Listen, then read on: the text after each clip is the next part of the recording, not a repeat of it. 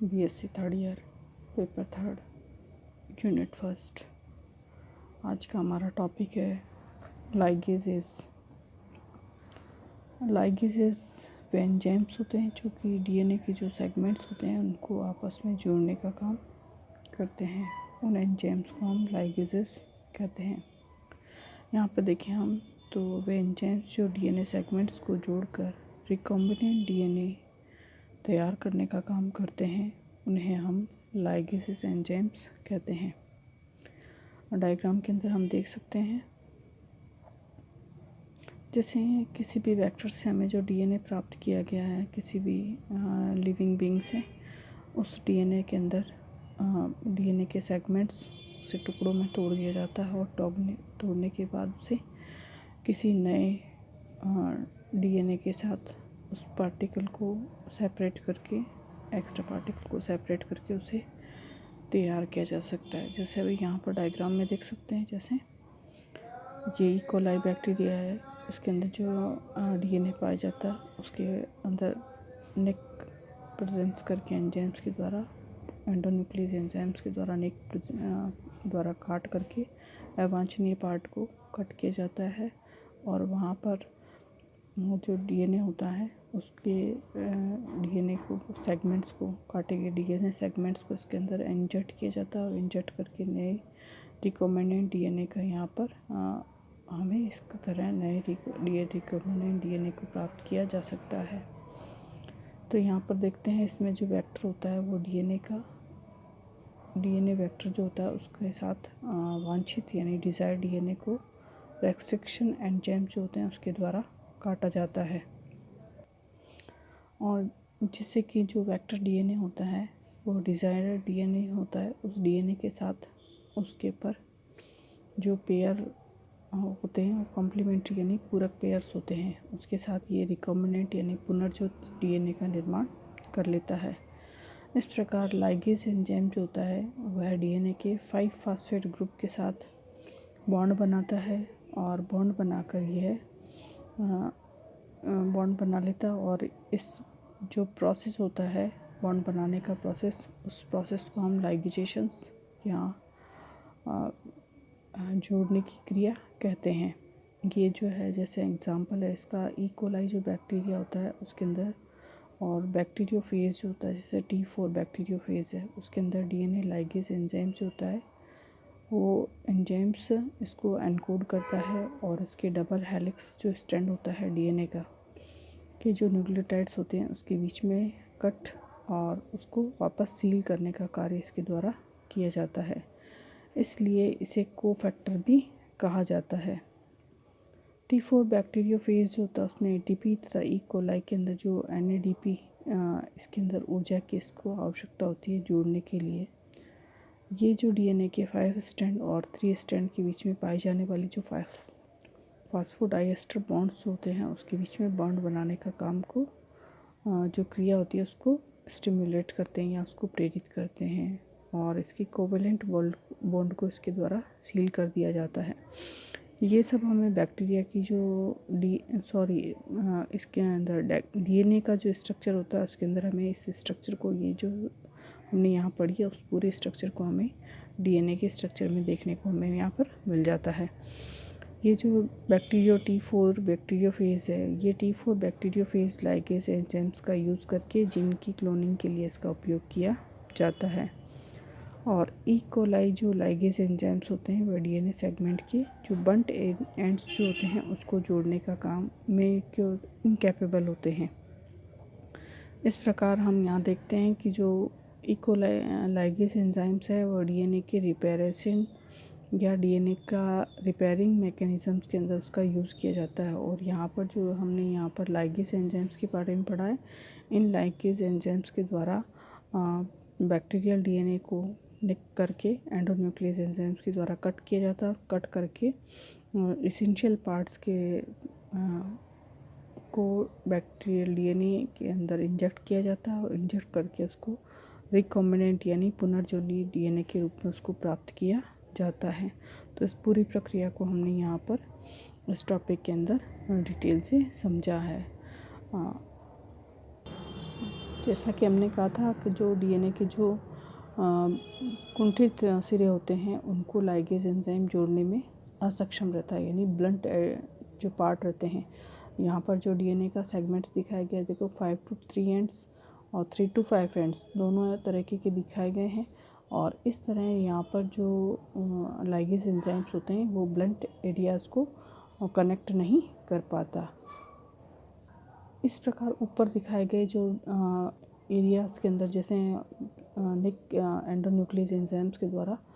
DNA के अंदर segments के अंदर निक उत्पन्न किया जाता है, और इस एरियाज़ के अंदर पर्टिकुलर पार्ट जो होता है डीएनए का वो ऐड किया जाता है और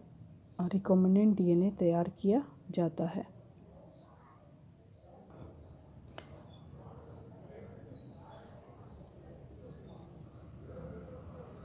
यहाँ पर इस तरह से हम यहाँ पर डीएनए के अंदर लाइगेसेस एंजाइम्स का इस तरह से एक्शन देख सकते हैं। देखिए, जो डीएनए की जो बॉन्ड्स होती हैं उन बॉन्ड्स के बीच में एटीपी और एनएडी जो एनर्जी प्रोड्यूस करने वाले जो बैक्टीरिया होते हैं, जैसे T4 डीएनए लाइगेसेस है वो एटीपी प्रोड्यूस करता है। ई कोलाई डीएनए लाइगेस जो है वो एनएडी प्लस प्रेजेंट करके एनर्जी प्रेजेंट करता है, जिससे कि बॉन्डिंग कनेक्ट होती है। और लाइगेस के अंदर जो टूटे पार्ट्स होते हैं, सेगमेंट्स होते हैं, जो न्यूक्लियोटाइड्स टूट जाते हैं,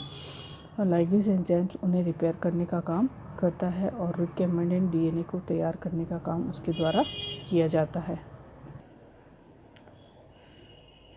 इस तरह पूरे डायग्राम को हम यहाँ पर देखकर समझ सकते हैं कि किस तरह जो लाइगेस एंजाइम्स हैं वो डीएनए सेगमेंट के जो बॉन्ड्स होते हैं उनके पर काम करते हैं, और उनके बीच के अंदर पाए जाने वाले जो न्यूक्लियोटाइड्स होते हैं उनके अंदर जो फॉस्फोडाइएस्टर बॉन्ड जो पाई जाती है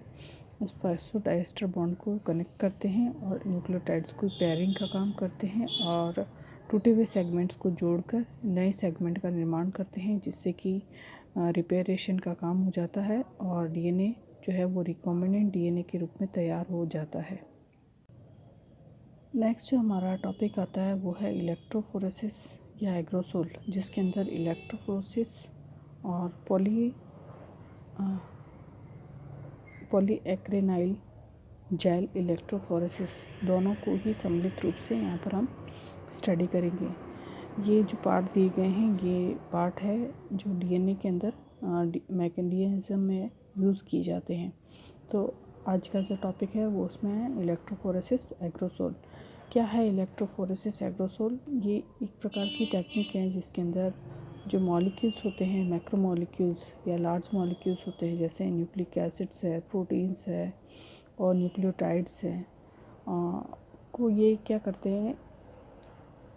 इलेक्ट्रिक फील्ड्स के अंदर उन मॉलिक्यूलर की वेट के अकॉर्डिंग उसको उसकी जो लेंथ होती है उसके अकॉर्डिंग उसको सेपरेट करने के लिए काम आते हैं। और इसके लिए एक प्रकार का जो है एगर स्टैंड से उसको बनी प्लेट पर इसको मीडियम को लोड किया जाता है, और लोड करने पर ये जो सॉल्यूट होता है उस सॉलिड के अंदर जो कंटेनर्स प्रेजेंट्स होते हैं उसके अंदर उन कंटेनर्स के अंदर कैथोड्स और एनोड्स प्रेजेंट्स होते हैं। यहाँ पर कैथोड को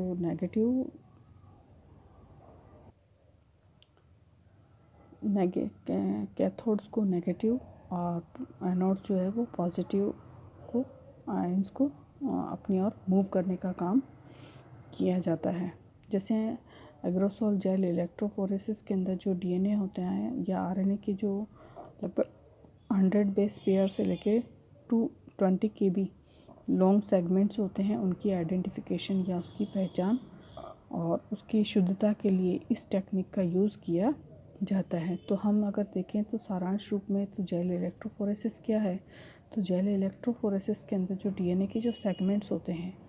उन सेगमेंट्स जो होते हैं वो लगभग 100 बेस से लेकर 20 kb लॉन्ग सेगमेंट्स होते हैं। उनकी पहचान कराने के लिए उसे एक प्रकार के जेल के साथ मूव किया जाता है, और मूव करने पर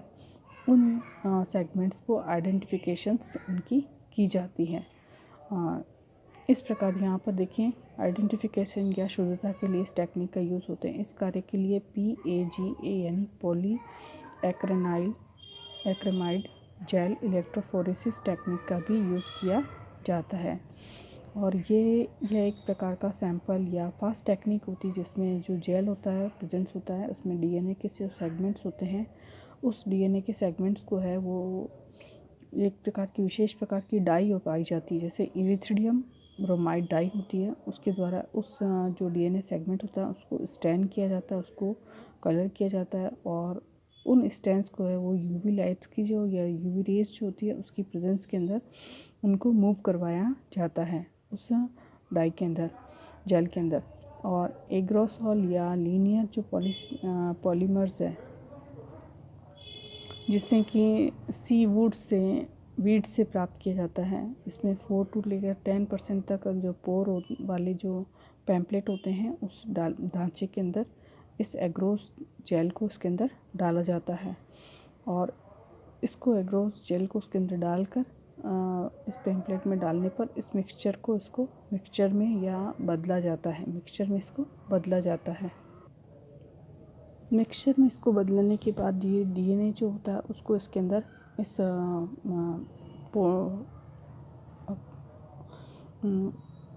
सॉल्यूशंस के अंदर सेपरेट किया जाता है या इसके अंदर लोड कर देता है। इस प्रकार जेल के अंदर जो इलेक्ट्रिसिटी होती है उसको यहाँ पर प्रोवाइड किया जाता है या इलेक्ट्रिसिटी से उसको कनेक्ट कर दिया जाता है, जिससे कि जो डीएनए की जो पॉजिटिव एनोड्स की ओर जो है वो डीएनए ट्रांसफ़र होने लगते हैं, और डीएनए जो मॉलिक्यूल्स का मूवमेंट है वो बफर आयंस के कंसंट्रेशन के ऊपर डिपेंड करता है कि बफर आयन का जो कंसंट्रेशन है उसके कारण जो आयंस डीएनए के मॉलिक्यूल्स होते हैं वो एनोड्स की ओर ज़्यादा मात्रा में इकट्ठे होने लगते हैं। अगर आप देखें तो बफर आयंस कैसे होते हैं, ये जो है ये ट्रिस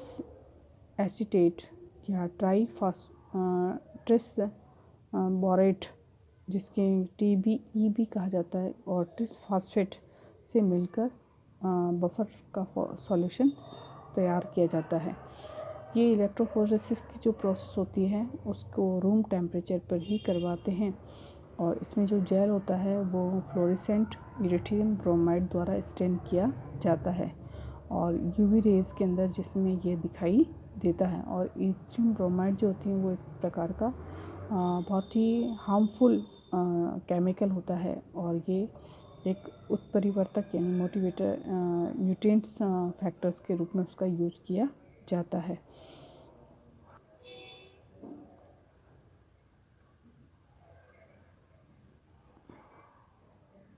इस प्रकार हम इस डायग्राम के अंदर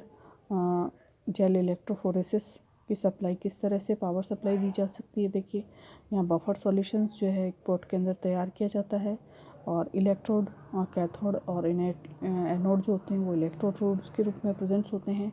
और इसके अंदर इरिथ्रियम ब्रोमाइड्स होती हैं, और इसके अलावा डीएनए के सेगमेंट्स होते हैं जो क्या करते हैं, यूवी रेज इसके ऊपर जब डाली जाती है तो वो लाइट के रूप में हमें दिखाई देते हैं। जो डीएनए के सेगमेंट्स होते हैं वो लाइट के कारण हमें दिखाई देते हैं, और इनका पासेस होता है, और ये आकर कैथोड्स के ऊपर पॉजिटिव आयंस के ऊपर जो डीएनए सेगमेंट्स है वो आकर इकट्ठे हो जाते हैं। इस तरह यहाँ पर इस डायग्राम्स के अंदर यहाँ पर जेल इलेक्ट्रोफोरेसिस की जो प्रोसेस होती है उसको दिखाया गया है। एग्रोसॉल जेल इलेक्ट्रोफोरेसिस की तरह ही एक प्रकार का और इलेक्ट्रोफोरेसिस पाया जाता है जिसे पॉलीएक्रेमाइल जेल इलेक्ट्रोफोरेसिस भी या PAGB कहा जाता है, जिसमें जो प्रोटीन की जो मॉलिक्यूल्स होते हैं उनका एनालिसिस यहाँ पर किया जाता है। यहाँ जैसे जो पॉलीएक्रेमाइल जेल जो होता है उसको प्लेट्स